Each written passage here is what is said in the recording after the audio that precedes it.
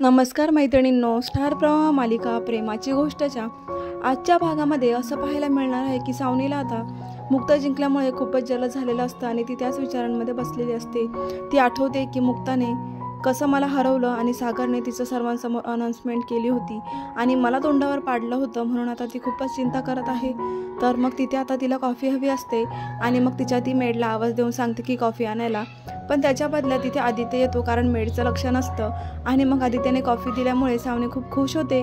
ती त्याला थँक्स म्हणते। त्यानंतर ती आदित्यबरोबर बोलत असताना आदित्यला कळतं की सावनी काहीतरी टेन्शनमध्ये आहे, तिच्या चेहऱ्यावरती ते दिसत असतं। मग तो म्हणतो की मम्मा, तू इतकी काळजीमध्ये का आहेस? मला तर असं वाटतंय तू माझ्याकडे पाहून बोल ना, तू काहीतरी टेन्शनमध्ये आहेस।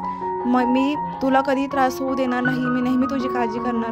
मग सावनी म्हणते की काही नाही रे, थोडंसं वेगळंच फील होते मला, थोडंसं डिप्रेससारखं वाटतंय, बाकी काही नाही।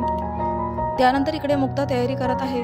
आदित्य काउन्सिलिंगला येतोय म्हटल्यावरती माधवीने तिला सांगितलेलं असतं की तुझ्याकडे जर आदित्य आणि सागरचे लहानपणीचे फोटो असते तर बरं झालं असतं आणि हाच प्लॅन मुक्ताच्याही मनामध्ये असतो। मग त्या दोघी म्हणतात की किती छान कनेक्शन आहे आई, जो विचार मी करत होते तोच विचार तू सुद्धा करत होतीस। आता आदित्य येण्या अगोदर मुक्ता तू इथून जा, जर त्याला कळलं ह्या कनेक्शनमध्ये तू इन्व्हॉल्व आहेस तर तो रागानेच इथून निघून जाईल आणि आपला प्लॅन फसेल, त्याच्या अगोदर तू बाहेर पड। मग आता मुक्ता म्हणते की अगं आई, मला तुझ्याशी बोलायचं होतं, मी असं का करते तुला सांगू का? आदित्यच्या मनावरच्या ज्या जखमा आहेत ना त्या मला दूर करायच्या आहे। जितकं प्रेम मी सईवर केले तितकंच प्रेम मला आदित्यला सुद्धा द्यायचे, एक आई म्हणून नाही तर माझी एक जबाबदारी म्हणून। तो विचार हर्षवर्धन आणि सावनीने त्याच्यावर जे काही संस्कार केलेले आहेत चुकीचे ते मला दूर करायचे आहे आणि सागरला ही आदित्यपासून मला जवळ करायचं आहे, म्हणून मी हे सर्व करते। आता माधवीची आई म्हणते की अगं मलाही तेच वाटतंय, आपण त्याच्या जखमा नक्कीच दूर करू मनावरच्या। तर दुसरीकडे आता हर्षवर्धन येतो रागानेच, सावनीला म्हणतो की अनारकली, झाला का तुझा मेकअप करून, नाच गाणं झालं का? तूच केलं होता ना प्लॅन आणि सर्वांसमोर मला तोंडावर पाडलंस। सावनी, मी माझं बिझनेस सेन्स सोडून तुझ्या मागे लागलो आणि तुझा कॉन्फिडन्स पाहून मी तयार झालो, नाच गाण्याच्या गोष्टींमध्ये इन्व्हॉल्व झालो, चुकीच झाली माझी, तुझं ऐकलं। मग आता करायचं काय? सावनी म्हणते तू पण मलाच ऐकवणार आहेस का? मग काय प्लॅन केलं ते तरी सांग ना। मग हर्षवर्धन बिझनेसचे पेपर देतो आणि म्हणतो की तू फक्त आता एकच काम करायचं, ह्या पेपरवरती सह्या करायच्या आणि ह्या पेपरवरती सह्या करून आणल्या की मग पुढचा प्लॅन मी करतो, म्हणजे सागरची सर्व प्रॉपर्टी मी बळकावणार आहे, तेही तुला मध्ये घेऊन, आणि तुला हे करावंच लागेल, याच्यामध्ये कुठलंही फसवणूक होता कामा नये, तुला हे करावंच लागेल सावनी। मग सावनी आता हर्षवर्धनचं जो प्लॅन आहे तो करण्यामध्ये आता इन्व्हॉल्व होणार आहे आणि जाणार आहे सागरच्या ऑफिसमध्ये तो बिझनेसचा पेपर घेऊन। पण सावनी म्हणते की सागर मला ऑफिसमध्ये एंट्री करू देईल का रे हर्षवर्धन? मग हर्षवर्धन म्हणतो की तू इतकी बोल्ड, तिथली तूही मेंबर आहे हे विसरू नकोस, अजूनही तुझा तितकाच हक्क आहे जितका सागर आणि मुक्ताचा आहे, त्यामुळे तो मागे हरायचं नाहीस, बिंदास जायचं आणि पेपरवर सह्या करून आणायच्या। या वेळेला जर प्लॅन फसला ना सावनी तर बघ, हा प्लॅन आपल्याला जिंकायचा आहे आणि त्यानंतर बघ कसं तो सागरकोळे आपल्याजवळ नाक घासत येईल, त्याचा तुला बदला घ्यायचा आहे ना, मग मी तुला मदत करतोय आणि ऐक आता तू पटापट जायचं तिथे आणि ह्या पेपरवरती सह्या करून आणायच्या। मग सावनी आता मनातल्या मनात म्हणते की सागरने सर्वांसमोर काल मला तोंडावर पाडलं, कॉम्पिटिशनमध्ये मला हरवलं ना, आता याचा बदला मी नक्कीच घेईल, सागर तयारीला लाग, मी सूट घेते तुझा, असं म्हणून ते आता ऑफिसमध्ये जाणार आहे। इकडे आदित्य त्याच्या ड्रायव्हर बरोबर आलेला असतो आणि तो खाली उतरून लिफ्टमध्ये जातो। तितक्यातच आता मुक्तालाही क्लिनिकमधून इमर्जन्सी असते म्हणून तीही निघते। दोघे एकाच वाटेने जात असताना दोघांची थोडक्यात चुकामुक्त होते आणि आदित्य लिफ्टमधून घरी जातो तर मुक्ता बिल्डिंगच्या खाली उतरून बाहेर जाते।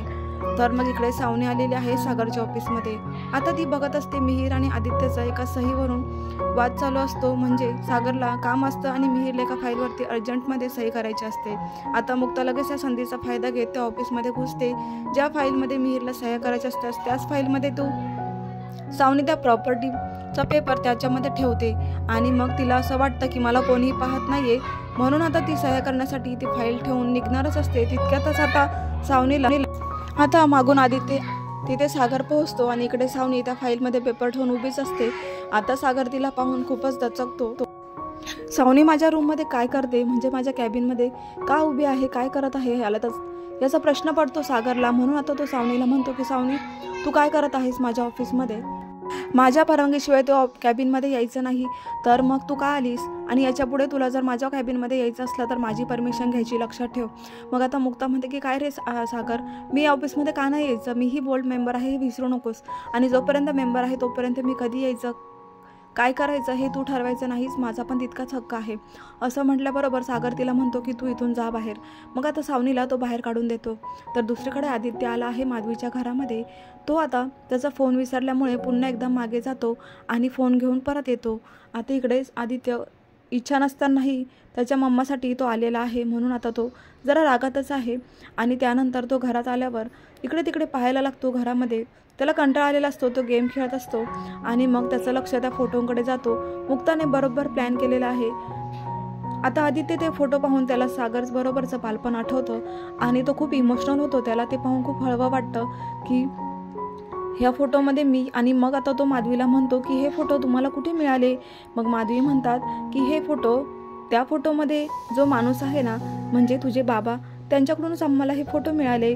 तर मग आता आदित्य खूप इमोशनल होतो, तो रडायला लागतो आणि त्याच्या फोनमध्ये असलेला सावनीबरोबरचा फोटो पाहतो.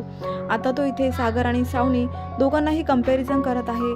तर माधवीताई म्हणतात की अरे बाळा, मी तुला विचारणार नाही की तुला इथे येऊन कसं वाटलं, पण तुला हे फोटो पाहून आता जर मला इथे विचारलं ना कोणी की आदित्य कसा मुलगा आहे, तर मी त्यांना सांगेल तो खूप गुणी, प्रेमळ, हळवा आणि त्याचं मन खूप चांगलं आहे. तर मग तुला जर आजच्या फोटोंबद्दल काही बोलायचं असलं तर तू उद्या नक्की ये आणि मी वाट पाहणार आहे, तुला उद्या यायचंच आहे. त्याला आता माधवीताईंनी खुश केल्यामुळे तो खरंच खूप खुश होतो.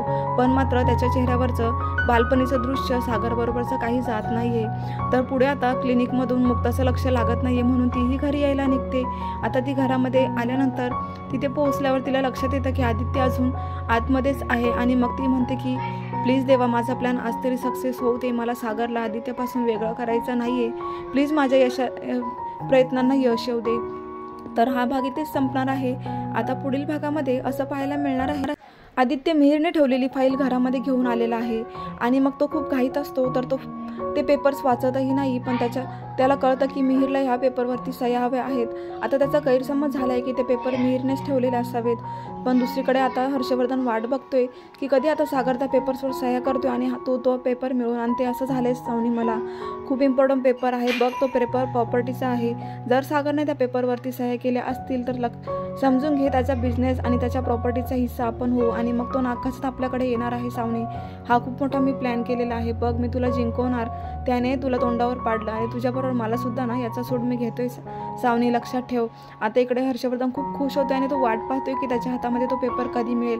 तर सावनी त्याला सपोर्ट करत आहे. तर दुसरीकडे आता पेपरवरती सह्या करत असताना सागरचे जे काही पेपर्स आहेत ते मुक्ता वाचणार आहे. तर तुम्हाला काय वाटतं प्रेक्षकांनो, सागरचे जे काही पेपर आहेत सावनीने आणलेले ते मुक्ताला पाहून कळणार का? मुक्ता आता सागरला वाचवणार का सह्या करण्यापासून? हे पाहणं खूप इंटरेस्टिंग ठरणार आहे.